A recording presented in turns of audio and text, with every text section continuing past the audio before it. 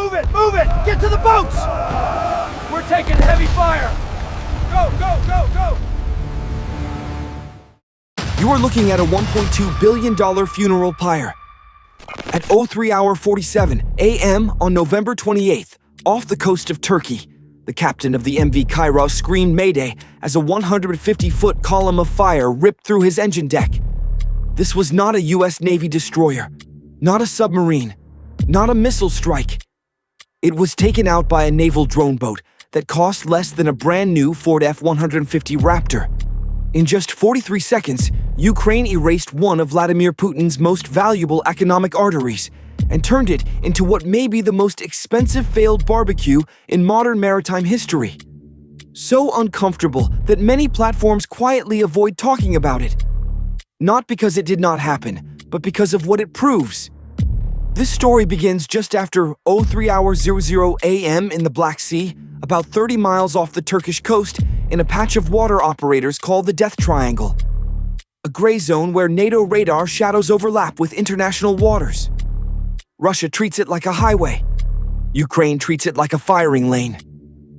Drifting through that overlap were two massive targets, the MV Kairos and the MV Verat. The Kairos stretched 900 feet, displacing $114,000 deadweight tons. The Verat followed at 820 feet. Nearly 3 football fields of steel floating openly.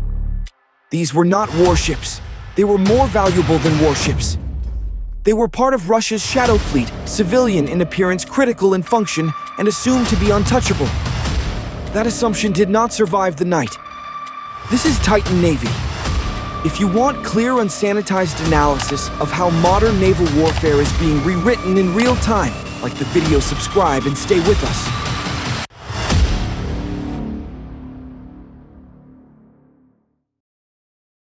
Since sanctions slammed shut most export routes, these rust-streaked tankers became the last straws Putin could use to suck oil money out of Novorossiysk. Together, ships like these quietly move around 4 million barrels of crude per month. At roughly $70 a barrel, you don't need an economist to understand the math. 2 ships like this can bankroll a significant chunk of glide bomb production on the northern front. But on this night, Ukraine made a decision that was cold calculated and frankly brilliant. Both ships were running ballast only. Empty. No oil. Just seawater in the tanks to keep them upright. And before you ask why hit an empty ship, here's the answer: Ukraine didn't want an environmental catastrophe washing onto Turkey's shoreline and triggering a diplomatic nightmare with NATO breathing down everyone's neck. The objective was to destroy the asset, not poison the sea. While Russian captains were sipping coffee on the bridge, Ukrainian intelligence had been tracking these vessels for 264 hours using satellite feeds and Starlink terminals, quietly spoofing their own signals to appear like harmless fishing trawlers drifting through the Black Sea. Waiting in the dark were 6 Sea-Baby 2025 naval drones. Forget everything you think you know about naval warfare. Each of these costs about $250,000, roughly 1/100th the price of a Harpoon missile. And yet each carries 870 pounds of high explosive, more than enough to rip the heart out of a 114,000 ton tanker, like it's made of foil. The terrifying part isn't even the explosive, it's the propulsion. These drones are hybrids. Gas engines for the long transit. But on final approach, they switch to electric drive. Silent. No heat signature worth mentioning. No engine noise. Just cold water and inevitability. So now picture it clearly. 2 multi-billion-dollar cash cows floating blind in the dark. 6 silent assassins closing in with the patience of something that knows time is on its side. The trap was set. And Russia was about to learn that its so-called invincible economic lifeline has a very thin, very flammable neck. At 3:30 a.m., the Sea-Baby Wolfpack slipped into the Death Triangle. Under normal conditions, Russian crews would flip a switch on the Krasuka 4 electronic warfare system and burn every exposed circuit for miles. But tonight, normal was already dead. But here they can't. They are 30 miles from Turkey. Any serious jamming in this zone would blind NATO air traffic and knock civilian airports offline. Do that, and Ankara closes the Bosphorus the next morning. No debate, no warning. Russia knows it. Their hands are tied. They have to visually confirm the threat before pulling the electronic trigger. That hesitation buys Ukraine exactly 43 seconds. That is the kill window. The time it takes for a lookout to yell drone, for the command center to freeze, for the electronic warfare officer to finally get permission. 43 seconds to live, or 43 seconds to die. The drones switch to electric drive, silent, cold, invisible. On the Russian bridge, radar returns dissolve into chaos. Sea clutter scatters the signal waves, bouncing energy back into the receiver, wrapping the drones in noise like a ghillie suit.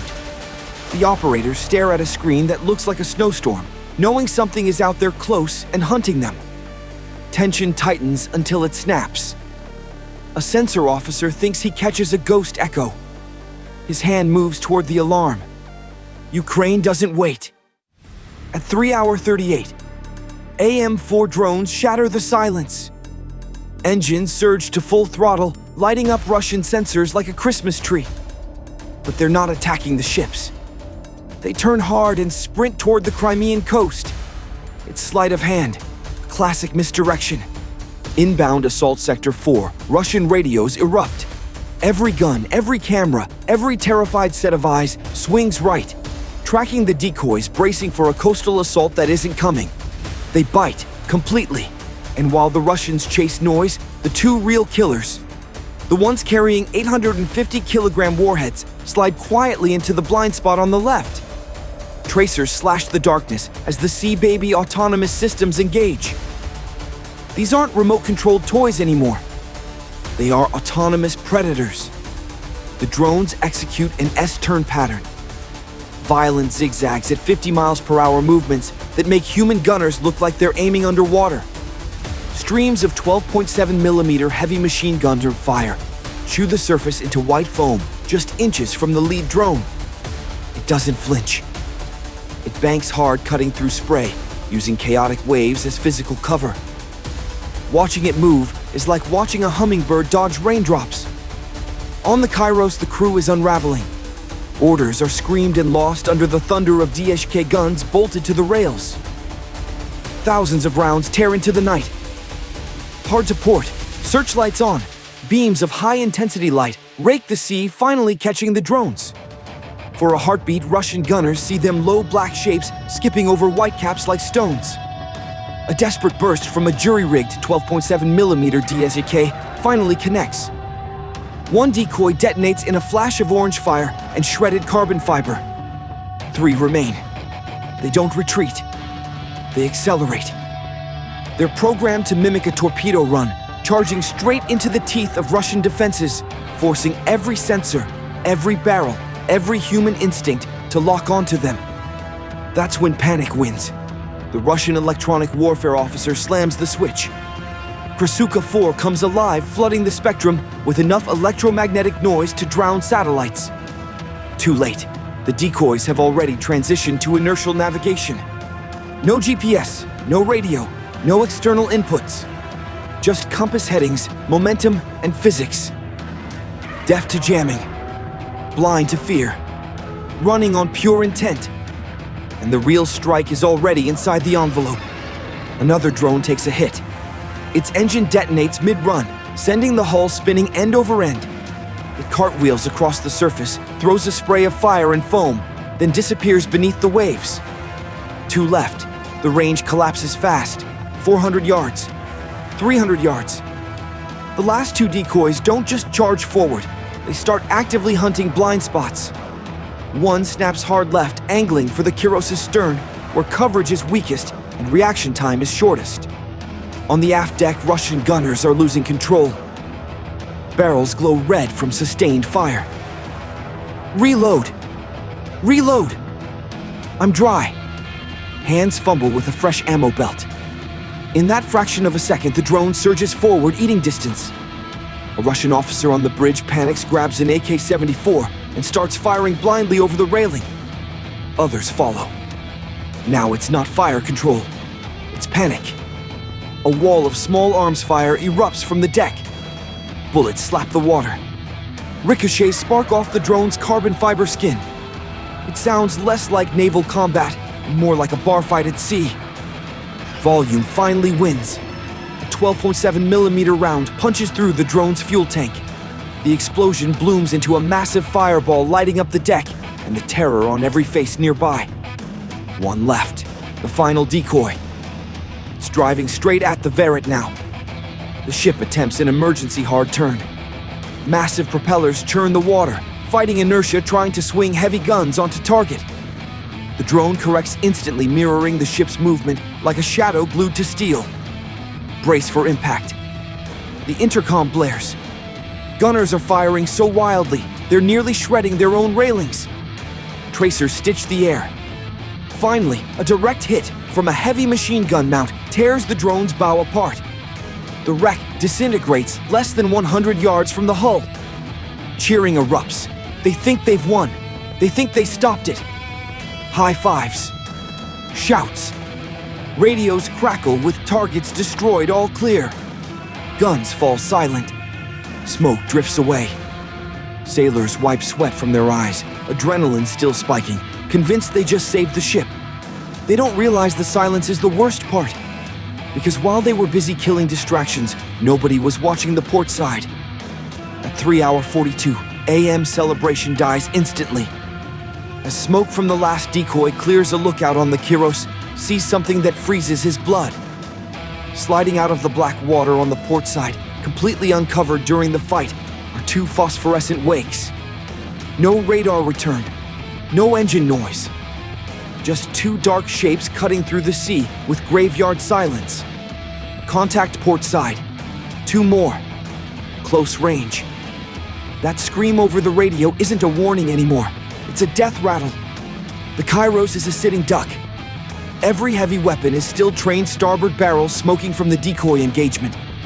Swinging them port takes 25 seconds of manual cranking. They don't have 25 seconds. The captain does the only thing left. He screams for hard starboard, trying to swing the massive stern away from what's coming. Hoping inertia can do what guns no longer can. It won't be enough. Moving a 114,000-ton tanker is like trying to drift a skyscraper. The rudder bites the water boils, but momentum is a cruel mistress. The Kyros barely shudders. Verit sees the threat and panics. Its captain orders an emergency breakaway to avoid becoming collateral damage and throws the engines into full reverse. Bad move. The sudden thrust reversal creates a violent wash of turbulent water between the two ships. The first Sea Baby slams into that chaos and goes airborne. For a heart-stopping instant, the drone is launched 10 feet into the air by propeller wash, then crashes back down, skipping across the surface like a stone before clawing control back. In Kyiv, watching through the FPV feed, the Ukrainian operator doesn't blink. He fights the stick, corrects pitch midair. The drone slams down, bounces once, twice, stabilizes, and accelerates.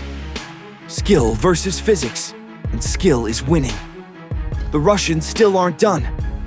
On the Kyros's lower deck, a lone sailor armed with nothing but a flare gun and desperation leans over the rail and fires. A red phosphorus flare streaks down and detonates in the water, directly in front of the lead drone. The blinding flash whites out the camera. "I'm blind." "Whiteout," the operator shouts. "Trust the instruments. Stay on target." Throttle stays open. 3 seconds. 2. The flare burns out. The camera recovers. And suddenly the screen is filled wall to wall with gray steel. The Kyros's hull. Engine room section. Just below the waterline. The sailors above can look straight down and see their own death racing toward them at 50 miles per hour. Some freeze, some jump. Then Sea Baby 1 hits. This isn't just an impact, it's a geological event. 850 kilograms of high explosives detonate instantly. The blast doesn't punch a hole. It hammers the hull like a freight train. The shockwave rips through the ship's structure faster than the sound itself. Inside the engine room, massive diesel generators tear free from their mounts. Hull plating buckles, then collapses inward. Shrapnel fire and seawater explode through the compartment, shredding everything in their path. The Kairos begins to list smoke pouring skyward, but the nightmare isn't finished. Sea Baby 2 watches its partner strike and immediately shifts targets. The operator banks hard right, lining up on Verat, which is desperately trying to back away from the burning Kairos. Verat's captain sees the drone coming and realizes he's boxed in. Burning steel to the left, open sea to the right. He makes one last gamble, full ahead. Ram it! A game of chicken between a 100,000-ton ship and a fiberglass drone. On the FPV feed, Verat's bow rises like a falling mountain. The Ukrainian operator doesn't hesitate. He guns the throttle and drives straight through the violent prop wash. The Russian crew can only watch. Sea Baby 2 slams into Verat's stern, ripping apart the steering gear and flooding 2 compartments in an instant. 2 ships, 2 kills. And in less than a minute, Russia's so-called shadow fleet just learned a brutal truth. Steel doesn't scare drones. Money doesn't stop physics.